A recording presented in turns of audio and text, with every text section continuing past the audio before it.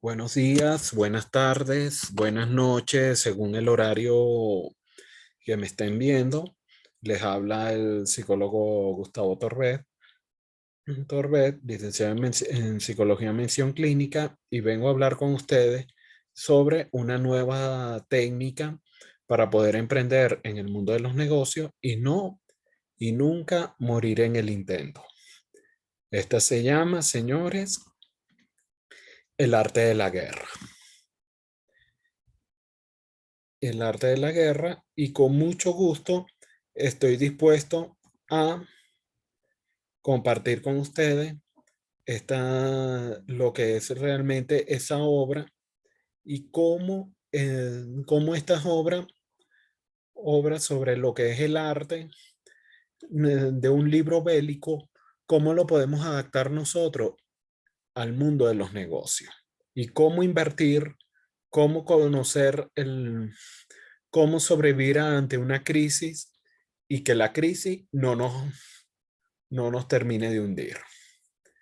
Es un libro que se empezó en la táctica como para fines militares, fines bélicos, y ahora va a pasar a la práctica, que es el mundo de los negocios. Este libro es muy leído por grandes visionarios, es leído también por líderes políticos y entrenadores deportivos.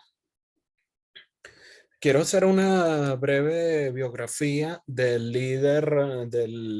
perdón, no, el autor Sun Tzu, que es el autor de la obra que él se caracterizó mucho de cómo crear nuevas tácticas y las estrategias militares que hoy en día se aplican en estos tiempos modernos.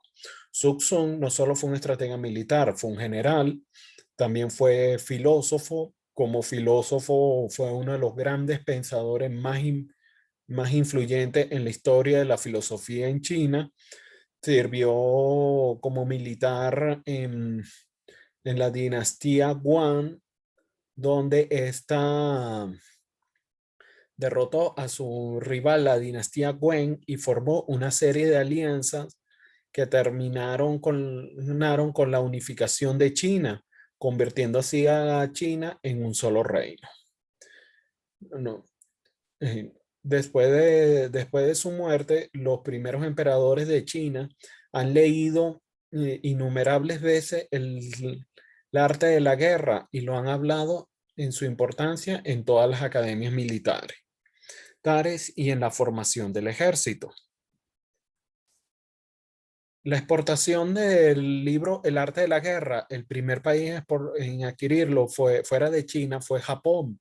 En Japón, entre los años 760, tanto daimyos, shogunes y líderes samurái y jefes samurái se vieron fascinados por la obra. Entre los grandes líderes tenemos a Oda Nobunaga, Toyotomi Hideyoshi y el unificador de la Tierra del Sol naciente, que es Ieyasu Tokugawa. Los líderes samurái antiguos no solo leyeron el arte de la guerra, sino también los líderes militares japoneses de la primera mitad del siglo XX. Entre ellos están Togo Togo Ieachiro, quien fue un almirante marqués de la flota imperial japonesa, que libró la batalla del estrecho de Tsushima en la guerra ruso-japonesa, desarrollada entre los años 1904 y 1905, entre que fue un fuerte, él se educó militarmente leyendo el arte de la guerra y uno de los más fieles devoto.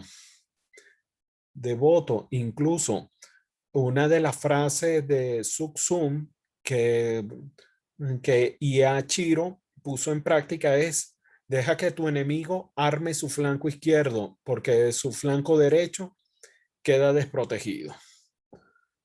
Otro que también lo leyó fue Isoroku Yamamoto, comandante de la flota imperial japonesa en la Segunda Guerra Mundial, quien comandó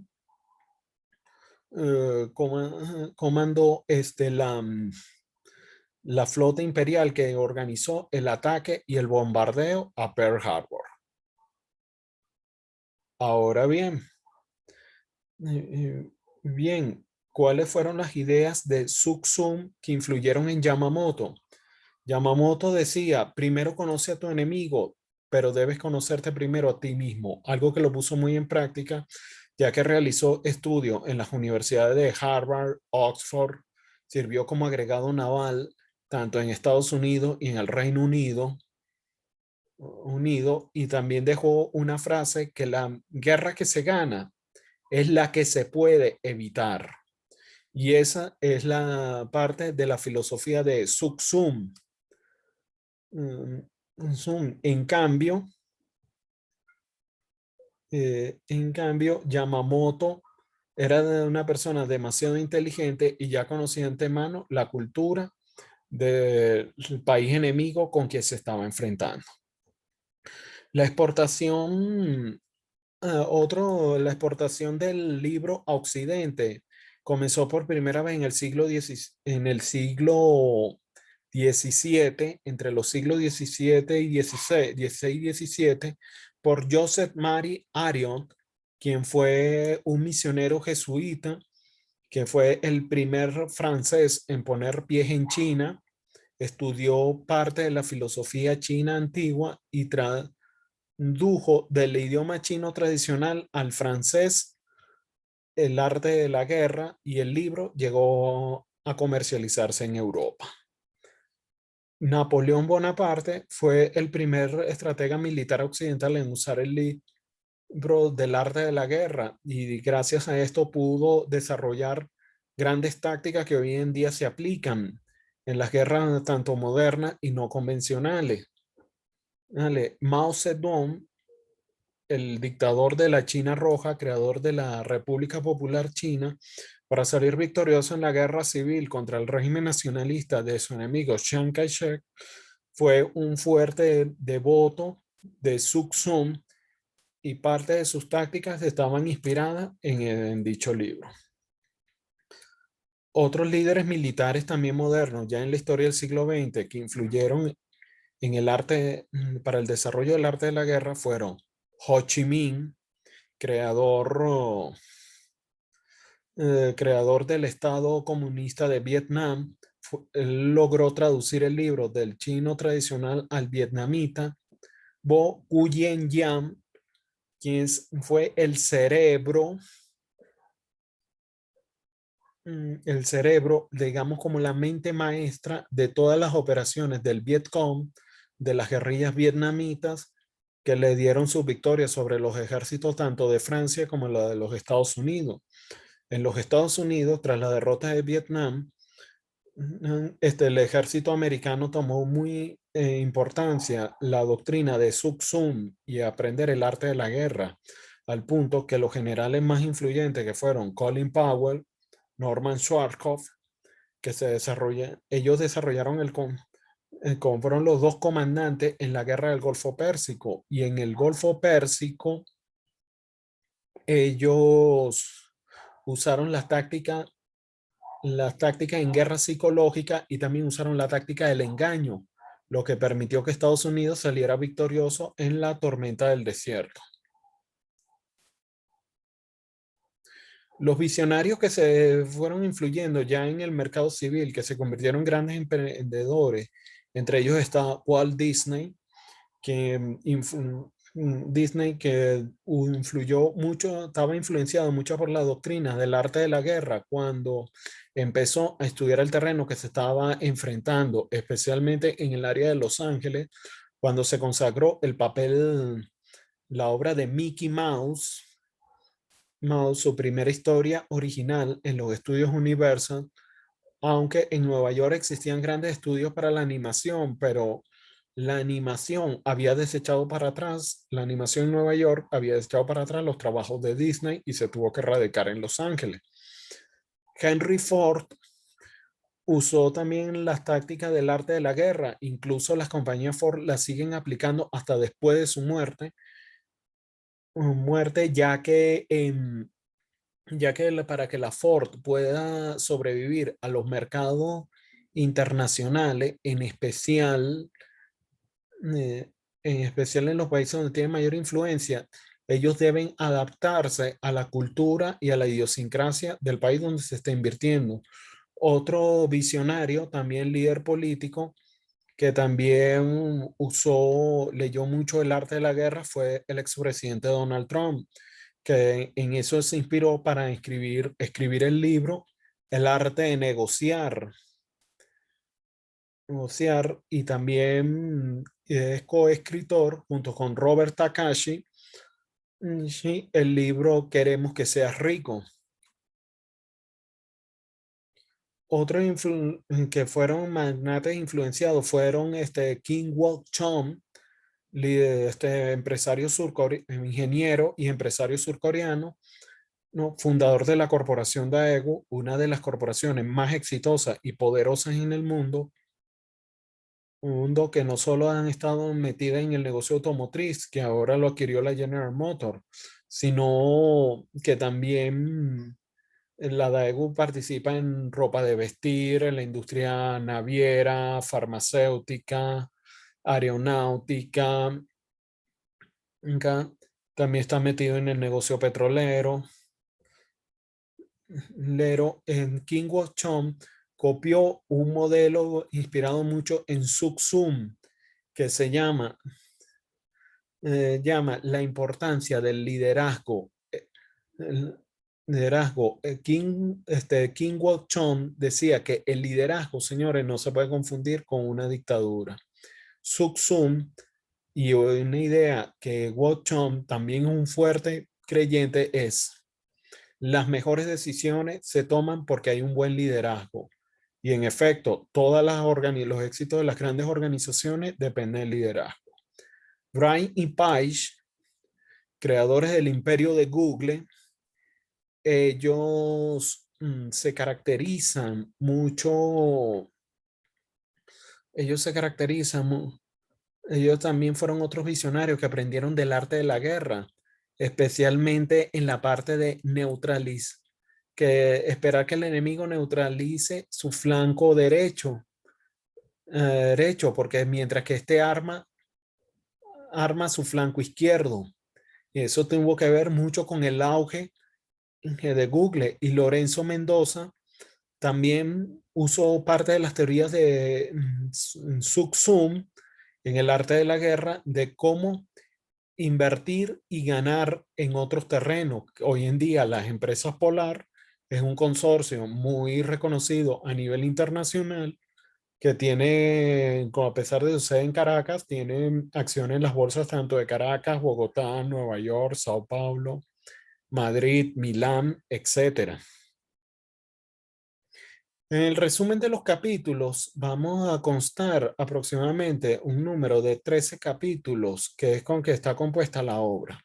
En esos 13 capítulos nosotros vamos a estudiar cómo esto influye en el mundo de los negocios. El capítulo 1 dice aproximaciones y dice así: explora los 5 factores fundamentales. Dale, el camino, las estaciones, el terreno, el liderazgo y gestión. Hay que tomar muy en cuenta que a la hora de invertir hay que saber primero cuál es la cultura del país donde se va a invertir. El líder tiene que conocer el terreno como se conoce a sí mismo. ¿Cómo va a ser la gestión en comparación con la cultura y la idiosincrasia del país donde se está invirtiendo?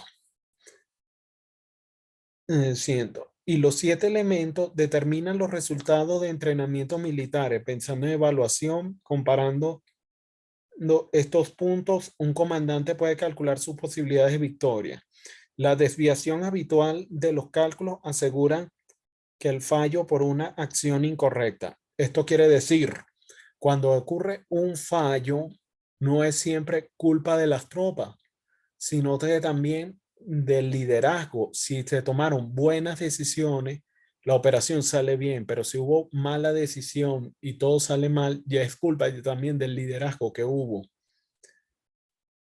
Pero aunque se tome la mejor decisión, pueden haber fracasos y ahí es donde se responsabiliza la tropa. Y dice así, el texto subraya que la guerra es un asunto muy grave para el Estado. No debe comenzarse sin la debida consideración y debe comenzar sin la debida consideración. Hay que tomar muy en serio muchos de los factores a la hora de realizar un negocio. Los negocios están rodeados de riesgo. Riesgo. El mejor negocio del mundo quizás no lo tengamos, pero no exista, pero sí existen grandes y enormes riesgos. La dirección de la guerra. Explica cómo entender la economía de la guerra y cómo alcanzar el éxito. Se necesita ganar compromisos relevantes rápidamente. Esta sección advierte que el éxito de las campañas militares requiere limitar el costo de la competencia y los conflictos. Las cuantiosas sumas de dinero no siempre hacen a la mejor empresa, sino la capacidad como el líder da las gestiones. Hay grandes empresas con grandes capitales que se pueden ir abajo y hay muchas empresas que salieron de la nada, como Bing y Pages, creador del imperio de Google, que salieron de la nada y hoy en día Google es una de las mayores corporaciones más poderosas en todo el mundo. La estrategia ofensiva. Se define la fuente de la fuerza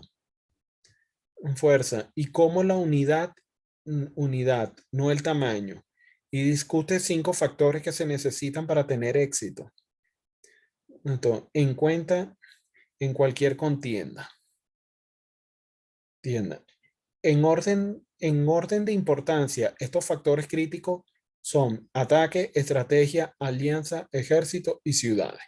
A la hora de invertir en un país, hay que examinar cuáles son las ciudades totalmente apropiadas. Por eso es que a la hora de invertir en un país, quizás como Brasil, la capital, Sao Paulo, es considerada como la capital del turismo corporativo. Como podemos decir, Río de Janeiro, capital de las telecomunicaciones. Y otra que es la capital brasileña de la televisión digital, que sería Belo Horizonte. Para poder también ganarse ese respeto también de la población local, es importante en alianza establecer una sociedad con gentes locales. En muchos países es legal, para montar un negocio, exigen en términos legales el establecer totalmente dos socios nacionales por un socio extranjero. Disposiciones. Trata sobre la trascendencia de la defensa en las posiciones que existen hasta que el comandante sea capaz de avanzar desde las posiciones con seguridad. Enseña a los comandantes la importancia de reconocer y oportunidades y estrategias que no permitan crear oportunidades para el enemigo. En este caso, esto tiene que ver mucho con la parte tanto en en negocio de la salud y también en los negocios del derecho, especialmente en clínicas privadas y bufete de abogados. Bufete de abogados. Ahora bien, en la parte médica, quizás tú no serás mejor ni ellos serán mejores que tú, pero puedes tomar una especialidad en la parte médica completamente diferente al resto del personal médico y en esta forma puedes ir ganando terreno sobre tus adversarios. Lo mismo sucede en los bufetes de abogados. La mayoría de los bufetes de abogados pueden trabajar tanto en la parte de penalista como en la parte laboral, pero esta vez un especialista de una nueva área, como decir, el área familiar, que trabaja en caso de menores, ya sea en menores de edad o en sucesiones y bienes familiares, se infiltra en el buffet empieza a tener buena ganancia por encima de la mayoría de los especialistas. Energía. Explica el uso de la creatividad y el tiempo en la construcción del impulso de un ejército. a la hora de ser, es importante ser creativo si es que queremos tener por lo menos una buena representación. Un ejemplo clave es a la hora de invertir en países de Sudamérica. Como resultado de la diáspora venezolana, hay que ser muy creativo a la hora, a la hora de poder hacer invertir y hacer el negocio. Es decir, al calcular también el tiempo, tenemos que examinar cuáles serían los beneficios tanto a corto, mediano y a largo plazo. Y como lo dije en el video anterior sobre la psicología de Walt Disney, ¿cuánto voy a ganar? ¿Cuánto voy a perder? Puntos débiles y puntos fuertes. Profundiza cómo las oportunidades de un ejército provienen de las aperturas del entorno causada por la relativa debilidad del enemigo. Cómo responder a los cambios fluidos en el campo de batalla sobre un área determinada. Esto tiene que ver con dos cosas. Primero, en la diáspora venezolana, muchos venezolanos han invertido en Sudamérica en negocios, especialmente como el negocio de la alimentación, negocio de la comida, donde el venezolano no se desprende de sus hábitos, donde puede ver gran cantidad de productos hechos en Venezuela. Eso causa una gran ventaja gracias gracias a las ventajas de la diáspora, pero la desventaja, que quizás sea mayor, es cómo va a recibir esto la población local. La población local se adaptaría a los gustos del venezolano. Ese es un pequeño e importante. Mis beneficios a corto plazo lo tengo gracias a la diáspora venezolana, pero a largo plazo puedo tener una situación muy en contra porque los lugareños no se adaptan a mis gustos. Ahora, otro también tiene que ver mucho con el auge y la caída de Microsoft y el ascenso de Google. Microsoft desde 1995 lanzó la plataforma Windows 95 y en la plataforma de Windows 95 ellos se expandieron rápidamente y dando inicio así a la era de las computadoras digitales.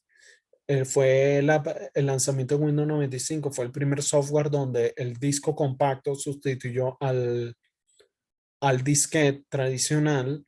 Se creció en 1998 con el auge de la Internet. Lanzaron dos sistemas operativos. El sistema operativo tipo Windows 98 lanzó dos software que son Outlook Express, que en esos tiempos se usaba el Internet, la redacción de un correo electrónico, el Internet mediante la red telefónica, y eso cobraba una llamada local, y las llamadas locales en ese tiempo eran costosos. El sistema Outlook permitía redactar un correo sin la necesidad de conectarse de conectarse, pero se conectaba solo cuando este se iba a enviar. Otro era el navegador Internet Explorer, que marcó el inicio de una nueva era en la navegación por Internet.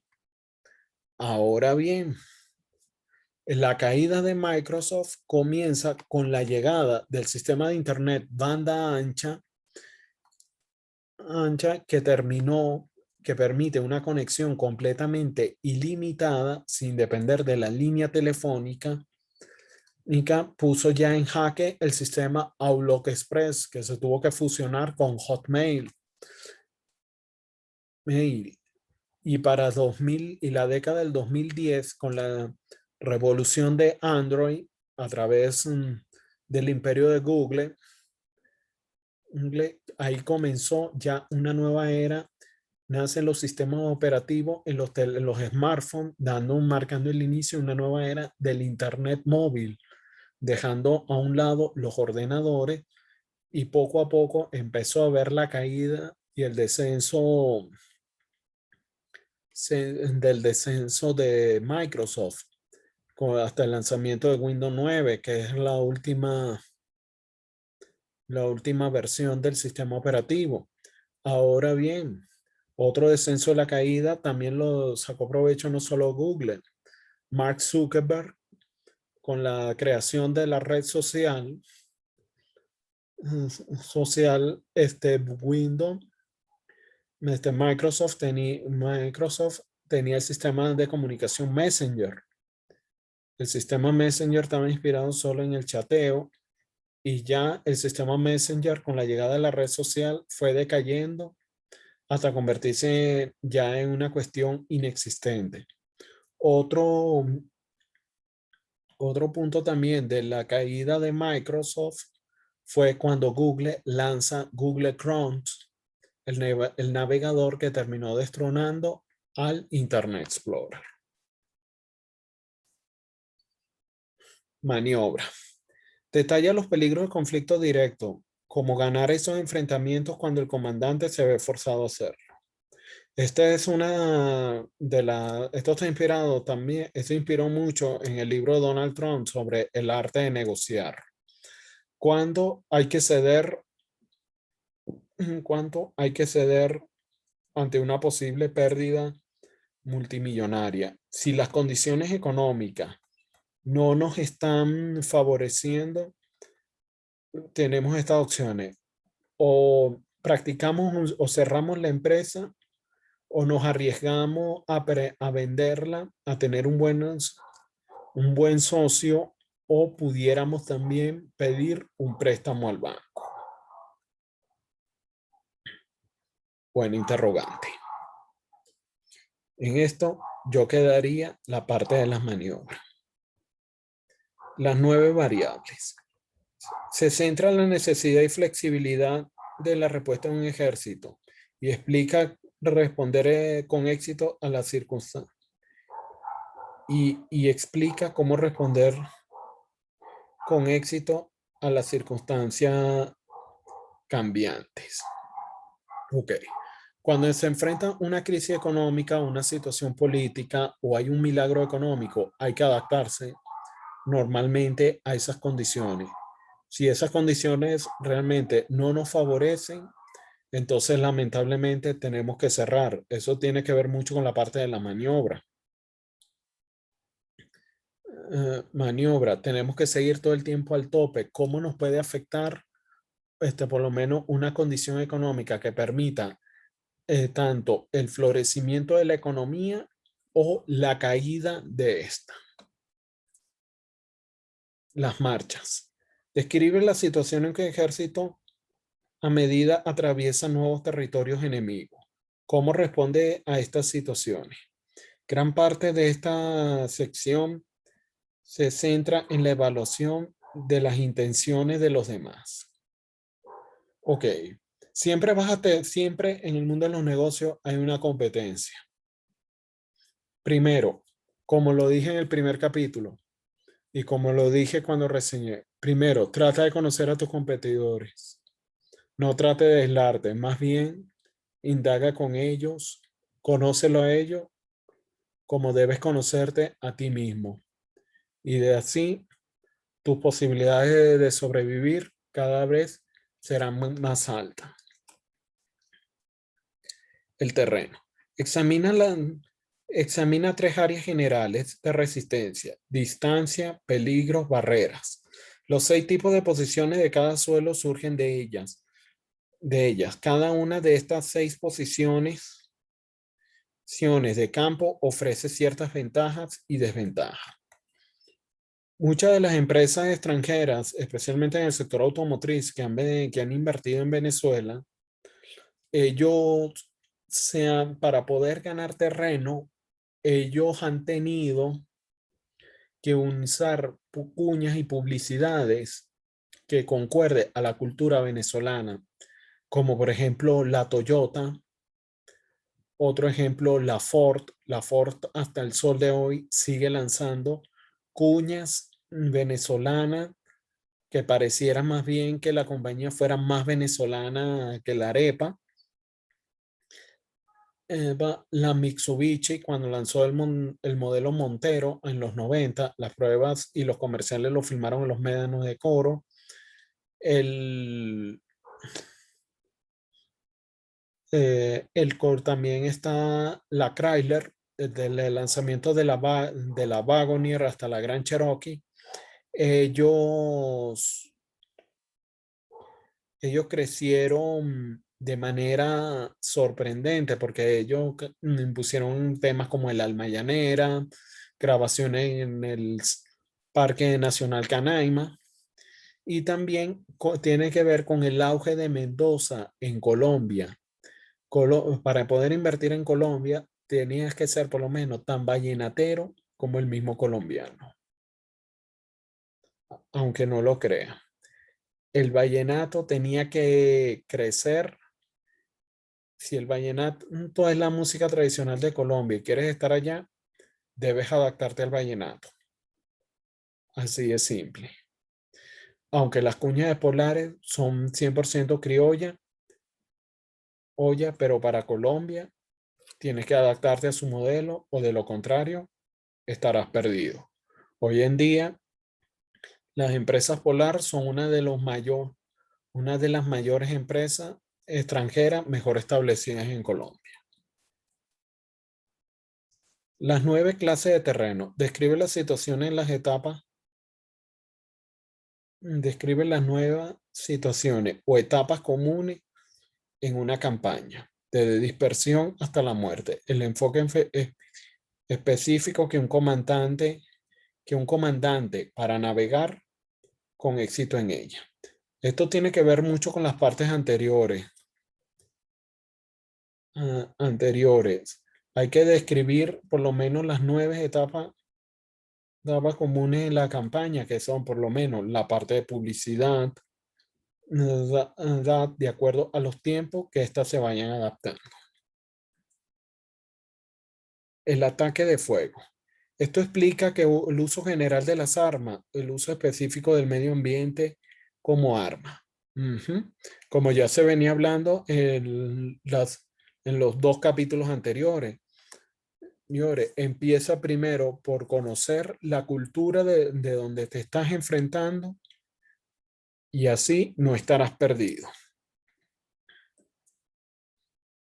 Sobre el uso de espía. Se centra en la importancia de desarrollar buenas fuentes de información específica y los 5 tipos de fuentes de inteligencia de una mejor manera gestionar cada una de ellas. Esto muchas empresas alrededor de no tanto los visionarios, sino también muchos empresarios han usado, especialmente en la competencia, el espionaje corporativo. El espionaje corporativo que ha sido que se filtre gran parte de información, que es algo que se ve muy a menudo, especialmente a la hora de espiar empresas de China, espían empresas de Estados Unidos, Europa, Japón, bon, etcétera. Pero también eso tiene que ver mucho con la parte del terreno. El terreno no es siempre espiar y robar información. No, también se implica que debes conocer el terreno del país donde estás invirtiendo. Entiendo, lo que sí por lo menos saber cuánto puede estar ganando la competencia. ¿Cómo puedo adaptar los métodos de la competencia a mi método?